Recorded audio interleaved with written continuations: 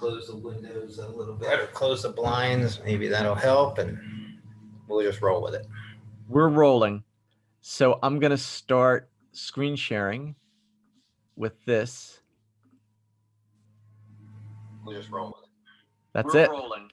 So I'm going to start screen sharing. Close the windows a little bit. All right. So I've got that up just because I wanted to monitor it, but we're not getting any background. Good. And then here.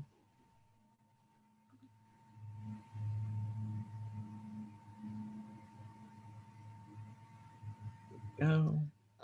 Just so you know, your date down there, Friday, September 18th, 2012.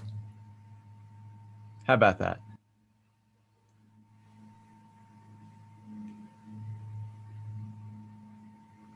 And that's not the editable version. But because I have done this a time or two before,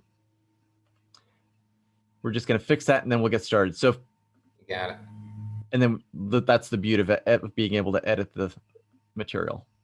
Nice. 2012 was probably a better year. You may have wanted to leave it.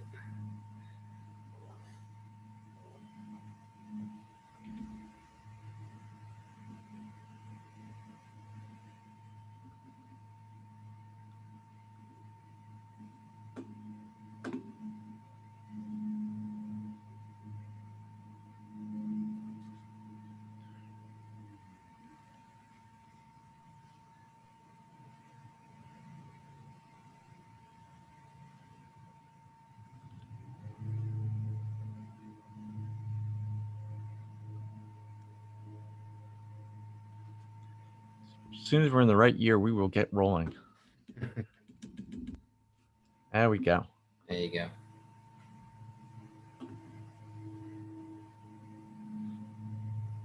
So let me start off by welcoming everyone to the top tactics for connecting on LinkedIn for B2B sales. Clint Babcock is a partner at a Sandler Center in Florida and author of Negotiating from the Inside Out. I'm Bill Ringel. I'll be your host, and we'll be discussing today how things have changed so dramatically. We are in 6 months into the pandemic lockdown, and business-to-business relationships are built on personal relationships. And in order to form those types of relationships, it used to be very easy. There are things that we learned how to do to build those relationships by meeting with people, by attending events, meeting one-on-one. And those things aren't working anymore. It no longer works to say, hey, I'll meet you for coffee. It no longer works to say, I'll drop by your office next Tuesday. It no longer works to say, why don't we get together and talk in more detail after this, the breakfast meeting? What does work is being able to pursue relationships and build them, but in not the ways that you might think.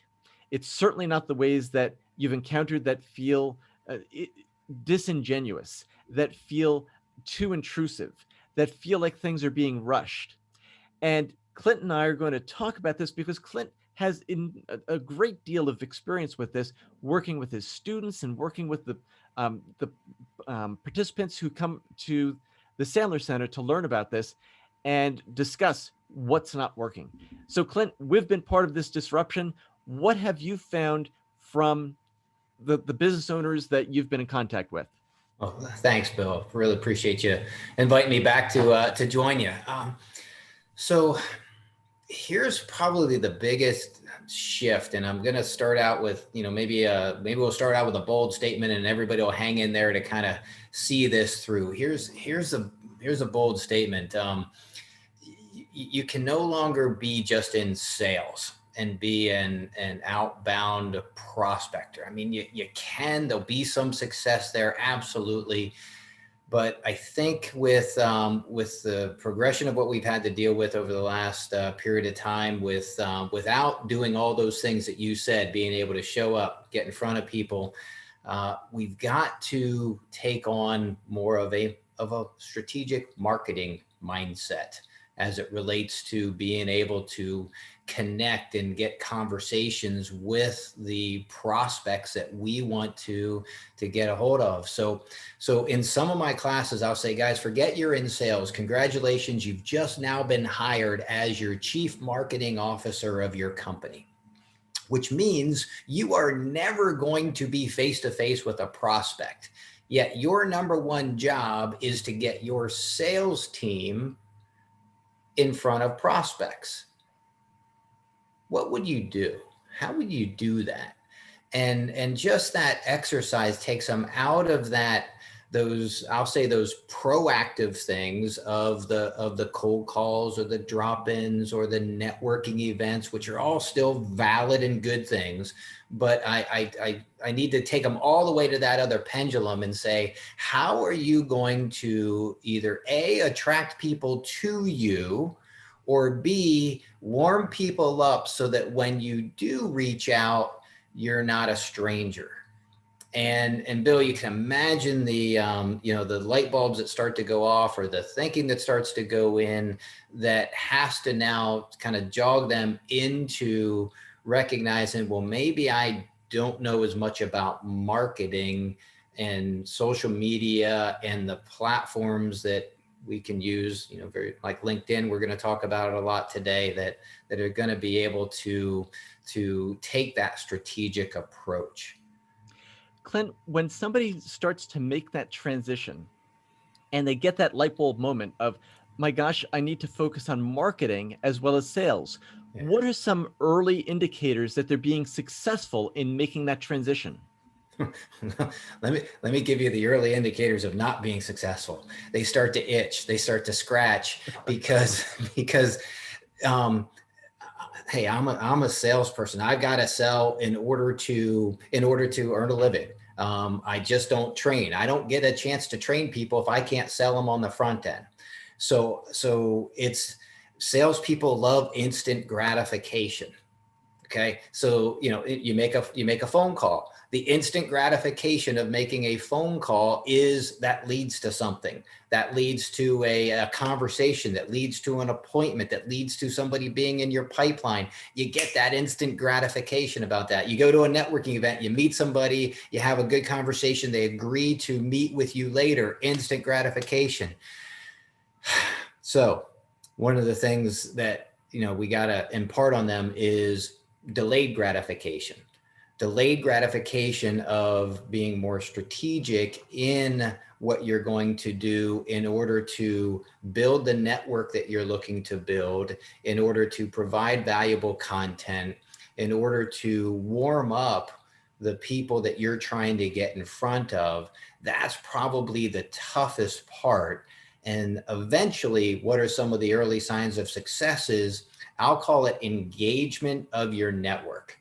If we take this now into LinkedIn, it's that you are starting to become proactive on engagement on other people's profiles. And likewise, you start to see the content that you're producing, and we'll dive into that more, but you'll start to see the level of engagement from your network, that people are interested and anxious to see what you're putting out. So that's probably one of the biggest early signs. And that really is something very straightforward as being desirable. And I think a lot of people will struggle with how to gain that. I know I did initially. I would see people getting, a dozen different comments on a post they made. And I'd say to myself, well, gosh, I'm asking questions and it looks superficially like I'm doing that as well. But 8 years ago, it was very different. And learning to build those relationships was kind of strange when I would put questions out. When people are in that kind of situation and they're just saying, okay, so now I have to build engagement with my audience.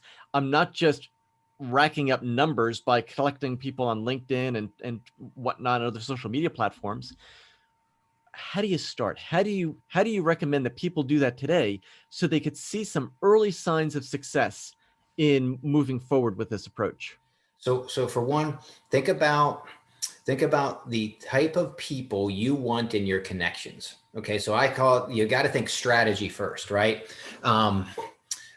Let's work it there's, through with an example of maybe someone you've worked with recently. yeah, so there's a gentleman named Jordan Abramson. Jordan works for a company called Axoft, right? So their organization, they're in the GPS workforce mobility software business. And one of the things that that as we started talking about LinkedIn, he was I would say he was in what I would call the mid majority. Very, fluent in LinkedIn, understands it. And then there's the laggards, right? Those are the ones that have 50 connections that build it because they thought it was a resume and haven't done anything. There are still a lot of people out there that still look at LinkedIn as a resume builder, oh, just for recruiters kind of thing. Jordan wasn't one of them. He was already there. But one of the things that we started to talk about was, hey, where's his activity? What kind of posts is he doing? What kind of videos? So he took that as as an initiative. So over the last, I'll just say 3 months, he has started to up his amount of profile and frequency of posts and videos that he's doing. Bill, you and I both know, number one, consumption of media content right now is videos. Mm-hmm. Okay. And if you're not doing videos on whatever social media platform, if you're a Facebook person, if you're not putting videos out on Facebook and you're trying to, engage with an audience, I'd highly encourage it. LinkedIn is the same way. You have to be a builder of your brand within your brand, right? Maybe you are the brand. If you're an individual entrepreneur, then you might be the brand. If you work for a company, that company has a brand, but you've got to build your brand within that brand. And that's where Jordan was able to really shift and start to get engagement. In fact, I commented about a week ago, he did a video. I commented on that video. Yeah. And because I know him, I made a good comment and such. Because I know him, 24 hours later, he shot me a note. He goes, "Hey, Clint, I really love it when you comment on my videos because I am now trending in Tampa," and he's out in California. Right. So it's those kind of things. And because when I make a comment, guess what? That shows up that I made a comment to a lot of, to my 4,000 contacts. So it starts to propagate itself from there. So let's think this through in a concrete way. There may be people out there who are in the software industry. There may be people who are listening to this who are in any variety of professional services or high-tech industries who really are struggling with this. What are some do's and don'ts about creating content that is shareable, that attracts that engagement? Mm-hmm. Yeah. Well, let me give you two things and roll into that in a second. First of all is I talked about the strategy of building your connections. You got to think, who are the people that I want in my connections? And for me, I want CEOs, presidents, chief revenue officers, VPs of sales, salespeople. Okay. I need to be pretty narrow in on that side, and I'll allow some marketing folks. So you got to think, who do you want in your network? Because then you get an increased amount of engagement versus if I opened it up to everybody and anybody and I had 20,000 connections, but I didn't know very many of them. They didn't know me. They weren't followers of what I would put out. So that's going to dilute any kind of engagement down. So that's number one.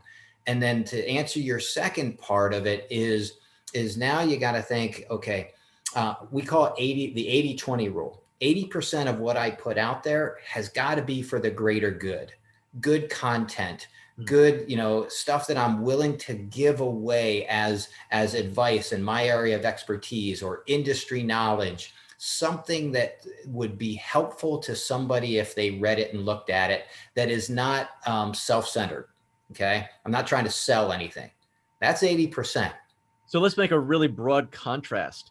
It would be you sending out something that says, when you're in a particular sales situation, here's something that you could benefit from doing, rather than sign up for my class, sign up for my class, sign up for my class. Exactly. You got it. You got it.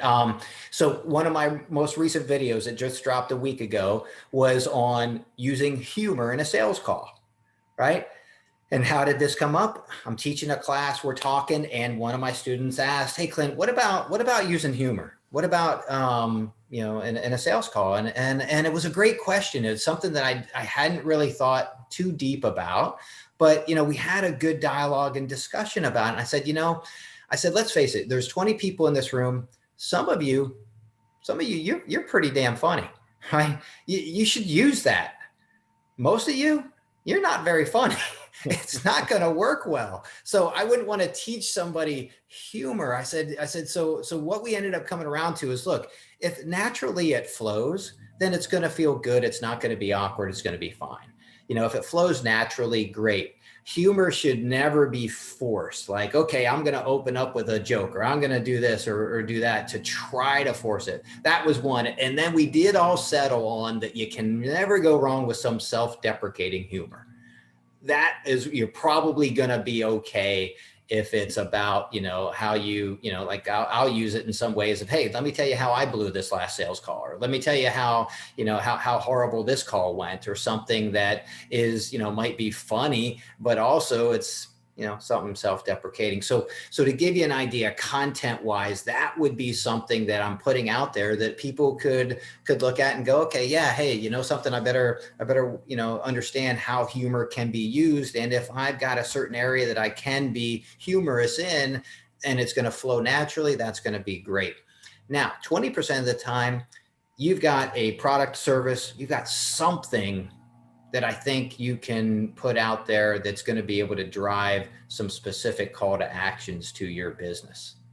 So the first thing is to make sure that you're not opening in a style that's already inauthentic by opening and sending an invitation with a knock joke. That's not the way to build a business relationship, right? Right. And then secondly, what you're saying is also remember to build in, as part of your content plan, 1 out of 5 posts should be something that people could benefit from, to say, take a step forward if this is something I can help you with, because you've got to believe in what you're offering will help people. And if you do that, you're required, you have like a mandate in order to share it. Correct. Yeah. So now you got to think, okay, what might that be, right? For us, it's Crash a Class. We'll put out there from time to time, hey, we got a class coming up. If you'd like to join us for this class, it's going to be on the topic of prospecting, or it's going to be the topic of finding pain or questioning techniques. And, we'll put that out there. And that's our 20% call to action that we're trying to get people that are engaging to come experience a class. It could be a webinar. One of the things that's really interesting is you're being very specific with the offer. You're not just saying, come to our regular Wednesday class. You're putting out a topic that if somebody says, that relates to a problem that my sales team is struggling with, they're going to send people to that class, right? You nailed it. Yes, absolutely. You got to be specific on what you're doing. And also, no strings attached, right? If you're going to put something out to your network, so maybe you decide to put on a webinar, something that's going to be specific about your content or your companies or some industry knowledge. You invited banks are great about inviting economists to come talk about what the next 12 to 24 months is going to do. Well, that's a way that they can engage and get an audience together with no strings attached, giving out good content, good information. But now you've got that lead gen part happening from your LinkedIn posts that you're doing because you're creating that network that you've needed to create. So let me ask you something. Another part of this is, if we know that video matters, and we're creating video and sharing this now with people as a way of helping educate and attract people to what we do people need to go out and buy all sorts of expensive equipment to get started? What's your advice to people, professionals who are looking to say, I'm ready to dip my toe in the water. Can I use my phone? Yeah. The answer is maybe, yes, but maybe not. So here's what it's got to do. It's got to follow the brand that you want to put out. You don't have to hire a full-blown video production company to come in and do things, unless that is exactly the brand that you want to deliver and put out. We do it about once a quarter. We have a gentleman that we know that does this. We shoot it. He does the closed caption, and and we put it out. It is, I would call it semi-professional. It's good, but it's not overly produced and overly done. You're And not then in a there's studio. You don't have to. exactly. Exactly. No, we have it in our office. We have it in our classroom, and the background is just, of either me sitting at my desk or me standing in front of the classroom. That's it. It's not done in a studio. But it does not mean that you shouldn't do something in the studio. It needs to follow your brand. And it also doesn't mean that you're not just taking your own video from your laptop. And there's another gentleman that I know named Drew Bickers. Works for a company called NCC. He is phenomenal. He wears a t-shirt. He, has a whiteboard there, and he just, delivers a nice 1 or 2 minute long message in just a very raw style. And it's straightforward. It's to the point. It's in his way and in his style, and it just fits so well. So you got all kinds of options. Don't let, I don't know how to do it, trip you up, because iPhones, you can do it from your iPhone, and it's probably going to be better quality than anything you would have produced 5 years ago. In terms of LinkedIn engagement, we've talked about putting things out there and asking questions and getting people to respond and interact you with questions.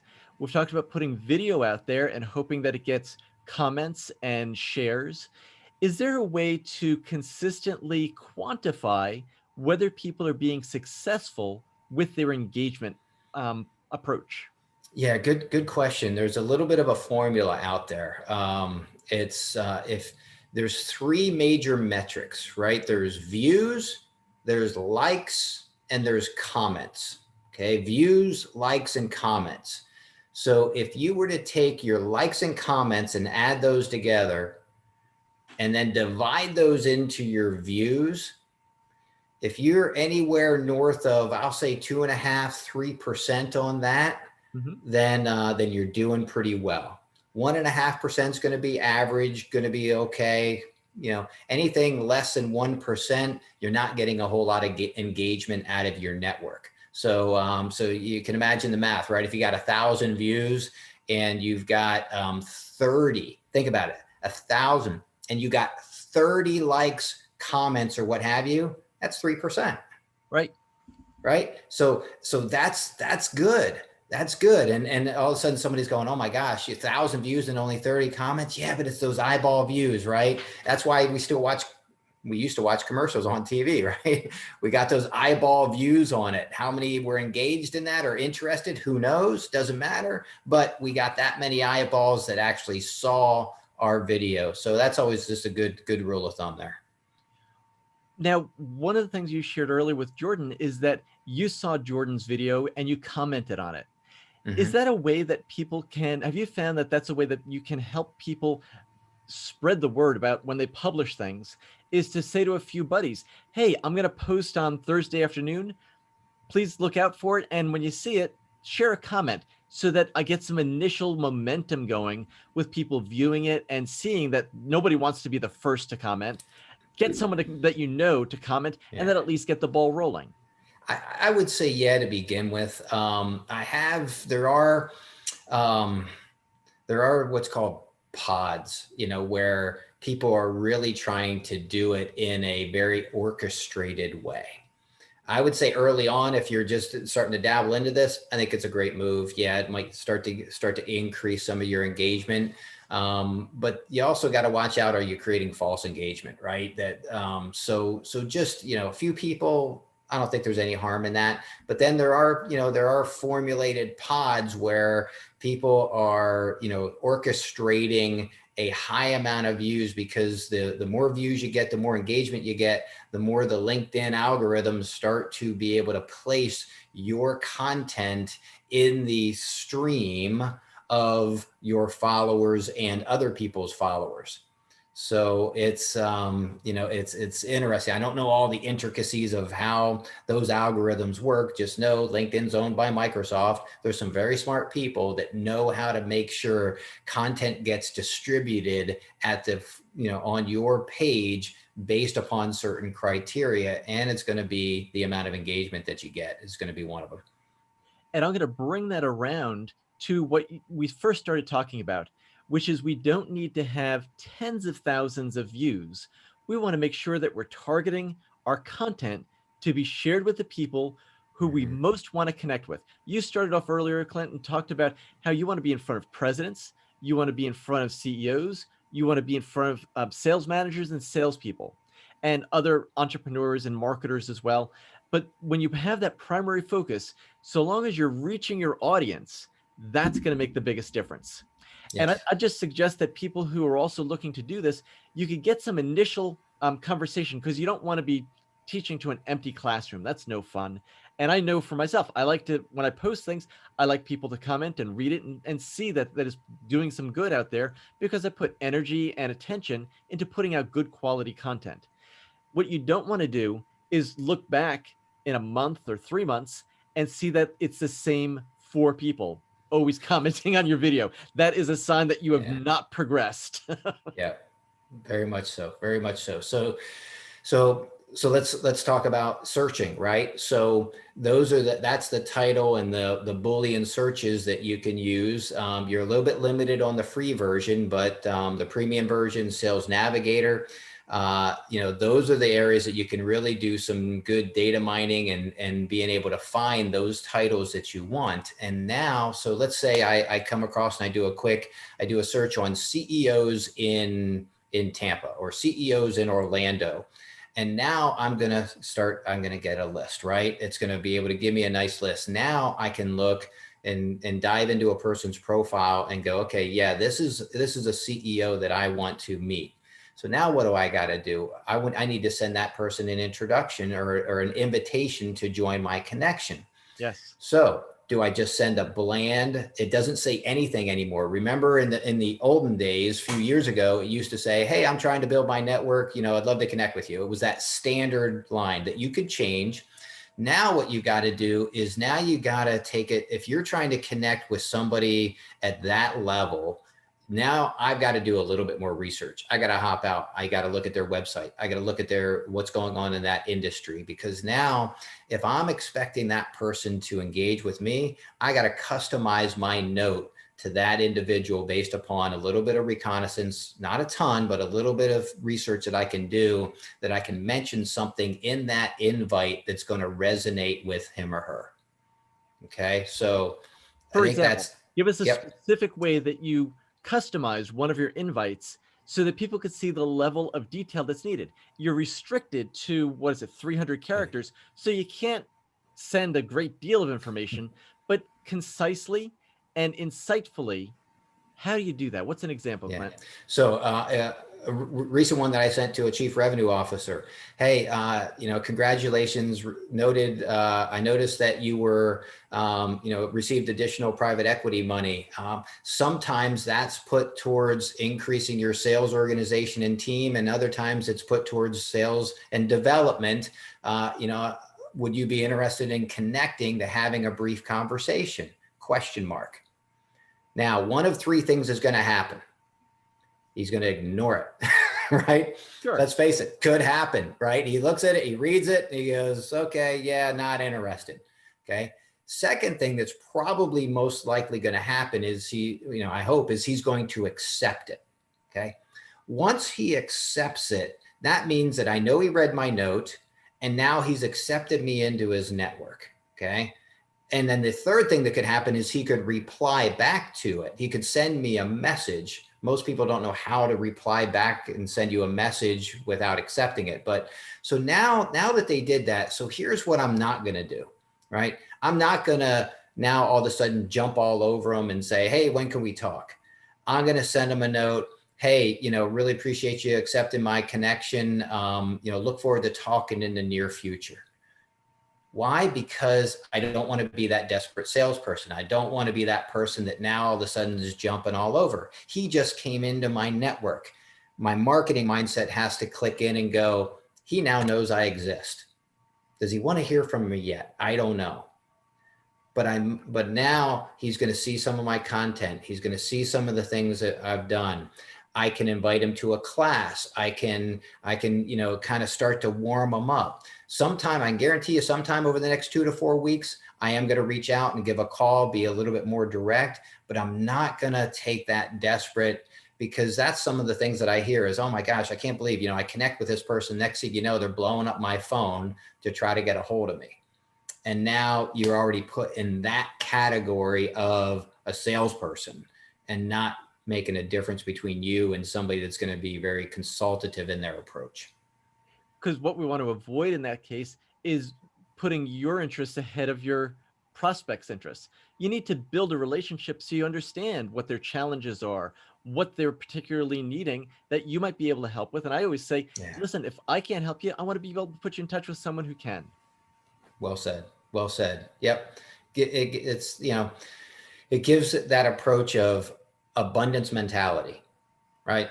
Hey, we may fit now, we may fit later, we may fit never, but let's make sure that we understand what each other is trying to achieve. And if that's the case, then maybe there's some good business we can do together. So to summarize some of the key points that we went over today, Clint, number one, you have to shift mindset from direct sales to marketing and building your brand using LinkedIn. And we're going to focus particularly on LinkedIn. Yeah. Second of all, you want to make sure that you customize your approach. So you show and establish right from the beginning that you're taking an interest in what the other person's offering and looking to share and educate and have that reciprocal interest in each other. And third, you can't expect that engagement is going to happen overnight. You've got to build that up and continue to put out quality content and look to use that formula as a measure. Look to have over 2.5 or 3% of the combination of your likes and comments over the number of views. So with those 3 points, I think that we've served value and served the people who are listening to this now or as a replay. And I just want to thank you again so much for joining me, for helping make this possible for the ambitious small business leaders who have tuned in. Bill, Clint, my thanks so pleasure. much. Thanks for the invite. Really appreciate it. And as we sign off, Clint, I bet you'd invite people to connect with you on LinkedIn if they've seen this and have a comment about it. Wouldn't that be true? If absolutely, if they send me an invite and says, "Hey, I saw your interview with Bill Ringle. Here's what I got out of it." Absolutely, happy to connect and figure out how we can help each other. You bet. So same thing, folks listening in, connect with Clint, connect with me. We both come from an abundant mindset and would love to help you. And in the meantime, make sure that you keep your focus on being of service to others and using LinkedIn to serve your needs as a way to effectively build your B2B pipeline and to grow your influence and grow your brand. Thanks so much for tuning in.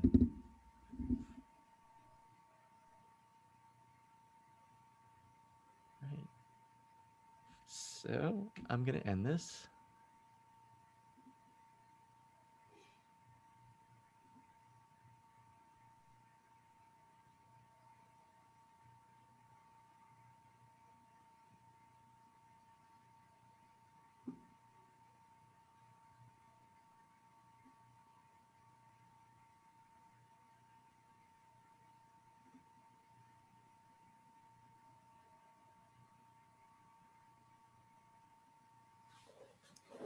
Clint, I'm just going to end it and I'll call you back.